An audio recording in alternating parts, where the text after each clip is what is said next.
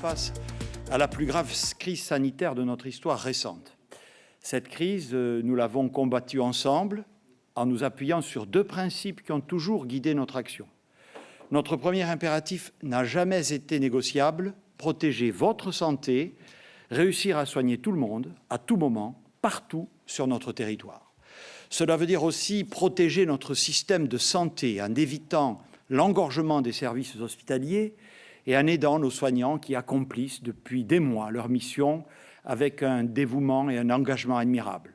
Je vais les voir très régulièrement sur leur lieu de travail, encore 2 fois cette semaine, d'abord pour les écouter, ensuite pour leur apporter l'entier soutien de l'État et de la Nation. Notre deuxième exigence, c'est le devoir de vérité. C'est la condition de la confiance, sans laquelle aucune mobilisation collective n'est possible. Car oui, face à ce virus, nous avons besoin de tenir ensemble et nous réussirons ensemble en nous appuyant sur la vigilance et l'esprit de responsabilité de chacune et de chacun de vous. Ce devoir de vérité m'oblige à vous dire ce soir que la situation sanitaire de notre pays s'est dégradée au cours des derniers jours. Nous avons compté hier plus de 30 000 cas positifs, un chiffre que nous n'avions plus atteint depuis novembre dernier. Après plusieurs mois marqués par un plateau se situant entre 15 000 et 20 000 cas par jour, le virus gagne de nouveau du terrain depuis une semaine.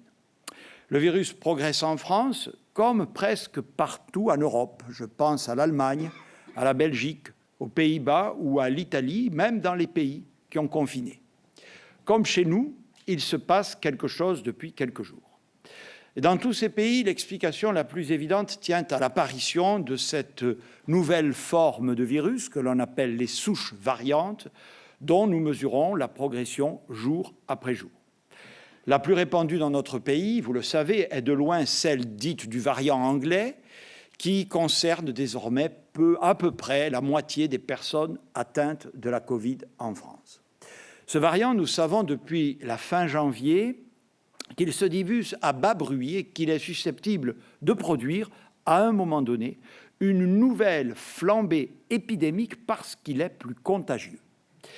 Avec le Président de la République, nous avons souhaité, le mois dernier, nous donner tous les moyens d'éviter un nouveau confinement que nous avions envisagé fin janvier sur la base de projections qui nous prédisaient une dégradation rapide et brutale de la situation. Cette décision s'est avérée la bonne. Elle nous a permis de gagner du temps. Or, ce temps est précieux car chaque jour, nous avons un peu plus de personnes vaccinées. Et pendant ce temps, notre activité économique ne s'est pas effondrée, nos commerces ont pu rester ouverts, nos enfants ont pu aller à l'école, dans les zones, bien entendu, qui n'étaient pas en vacances. Il faut imaginer qu'autour de nous, je pense au Royaume-Uni ou à l'Allemagne, les enfants n'ont pas mis les pieds à l'école depuis plus de 2 mois. Grâce aux efforts de tous, nous avons, pendant plusieurs semaines, réussi à stabiliser l'épidémie. C'est une réussite collective que je veux saluer. J'entends également certains appeler à un confinement dur et immédiat dans l'espoir de nous débarrasser une bonne fois pour toutes du virus. 4 semaines et puis on est débarrassé. Malheureusement, notamment en raison de la propagation des variants, c'est loin d'être aussi simple. Voyez d'ailleurs que les confinements très durs auxquels ont procédé certains de nos voisins ne leur ont pas permis d'atteindre l'objectif zéro Covid.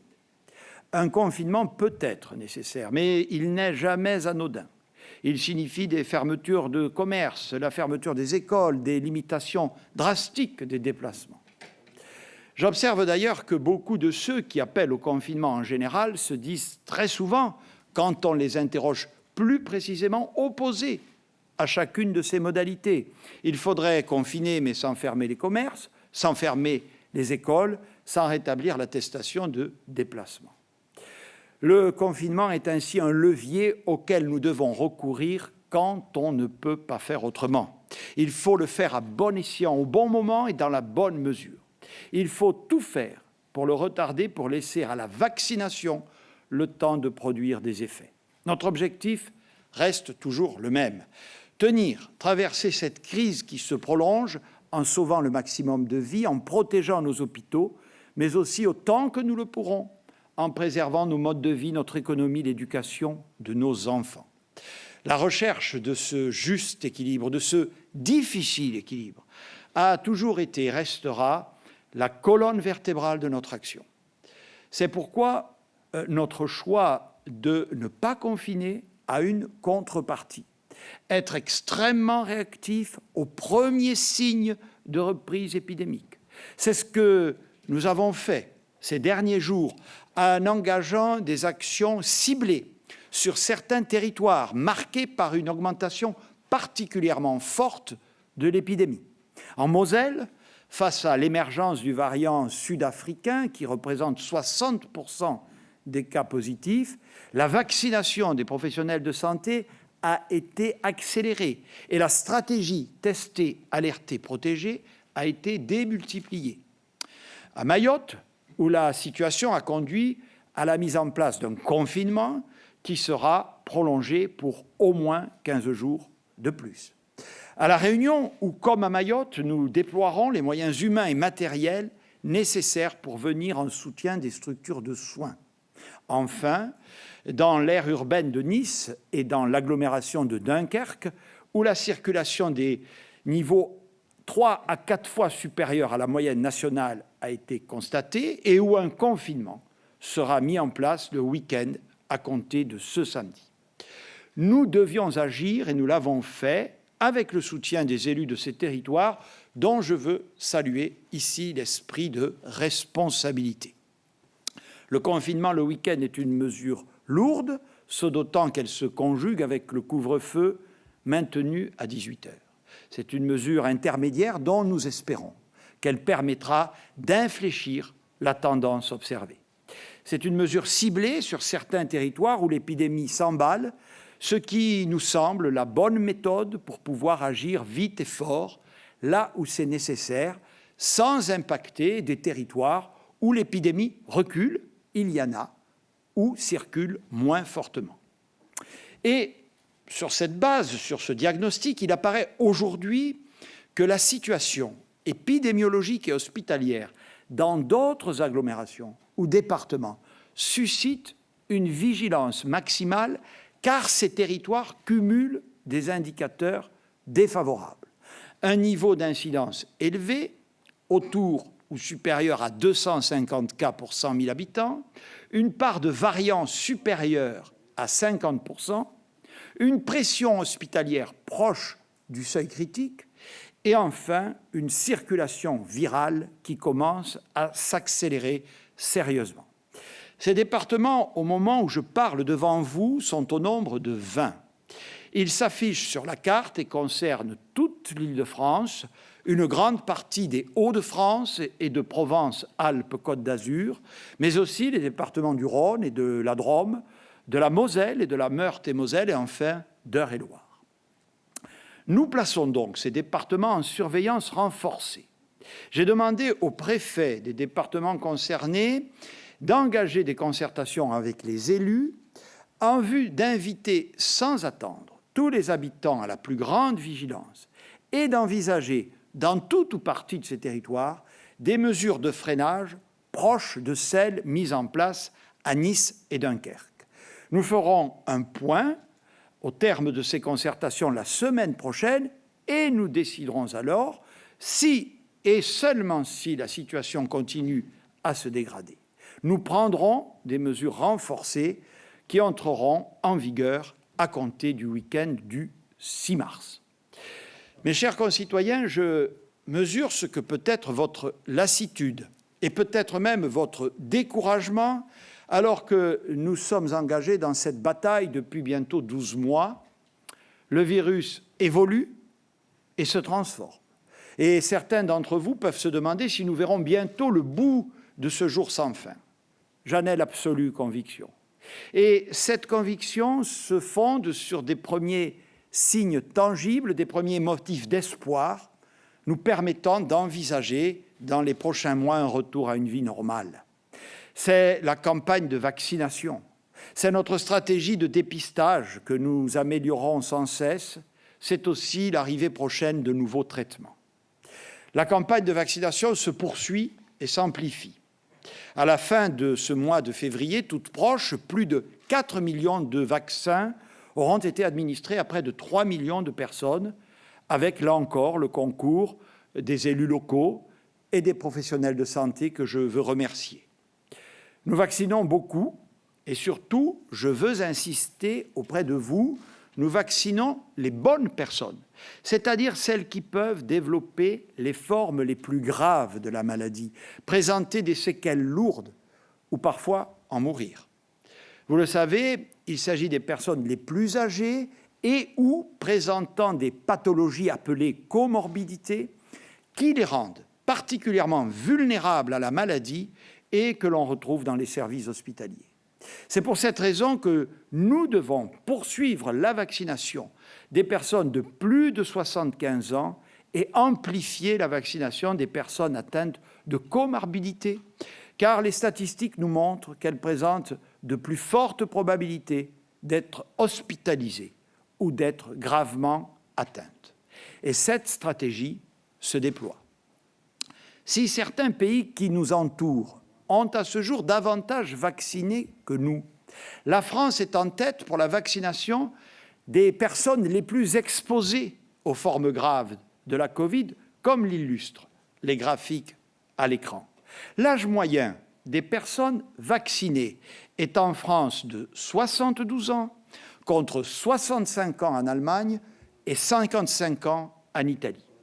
Près de 80% des résidents des EHPAD, là où le taux de mortalité a été le plus élevé, sont désormais vaccinés. Plus du quart des personnes de plus de 75 ans a été vacciné. D'ores et déjà, nous constatons que le virus circule moins chez les personnes âgées qu'en population générale. Depuis 2 semaines, l'incidence baisse chez les plus de 80 ans quand elle augmente dans toutes les tranches d'âge inférieures. L'âge moyen des personnes admises en réanimation diminue. Cela montre que les effets de la campagne vaccinale commencent à se faire sentir sur nos concitoyens les plus âgés, donc les plus fragiles, qui sont désormais mieux protégés. Aujourd'hui marque une étape nouvelle avec l'entrée en scène des médecins généralistes et des pharmaciens.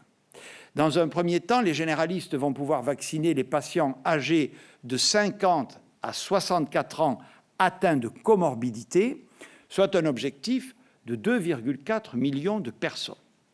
Avec le ministre des Solidarités et de la Santé, j'ai donné ce matin, symboliquement, le coup d'envoi de cette campagne. Et d'ici fin mars, les 2/3 des personnes de plus de 75 ans seront vaccinées et nous ouvrirons début avril la vaccination aux plus de 65 ans. Pour autant, nous dépendons de la fabrication et de la livraison des doses commandées par l'Union européenne et il faudra nous armer de patience. Mais je sais que vous mesurez ce chantier titanesque et sans précédent que représente pour l'industrie mondiale le fait de produire des centaines de millions de doses en un temps record, produire des vaccins eux-mêmes découverts en un temps record. Il n'en reste pas moins qu'à la mi-mai, la totalité des personnes de plus de 50 ans se seront vues proposer une première injection. Olivier Véran et le professeur Alain Fischer reviendront sur cette stratégie vaccinale dans un instant. Nous pouvons aussi compter sur notre système de dépistage, la fameuse stratégie « tester, alerter, protéger » que nous ne cessons de renforcer. L'accès aux tests est facilité, notamment dans les établissements d'enseignement, avec le déploiement des tests salivaires qui doivent permettre rapidement de tester 300 000 enfants par semaine, c'est-à-dire près de 6 fois plus qu'aujourd'hui, et donc de mieux les protéger. Pour l'ensemble du pays, les délais de dépistage et de rendu des résultats continuent à se réduire. Le tracing, la surveillance des cas contacts est désormais quasi immédiat après l'identification d'un cas positif. Et le dispositif d'accompagnement à domicile des personnes isolées se déploie partout sur le territoire national. Et là encore, je le souligne, pour la mise en œuvre de ce dispositif totalement gratuit, Un grand merci aux professionnels de santé, notamment dans les laboratoires, les caisses d'assurance maladie, les ARS, les collectivités locales et les associations. Troisième motif d'espoir, l'arrivée prochaine de nouveaux traitements qui pourraient permettre d'éviter l'apparition de formes graves de la maladie. Il s'agit notamment des anticorps monoclonaux qui vont vous être présentés par le ministre des Solidarités et de la Santé.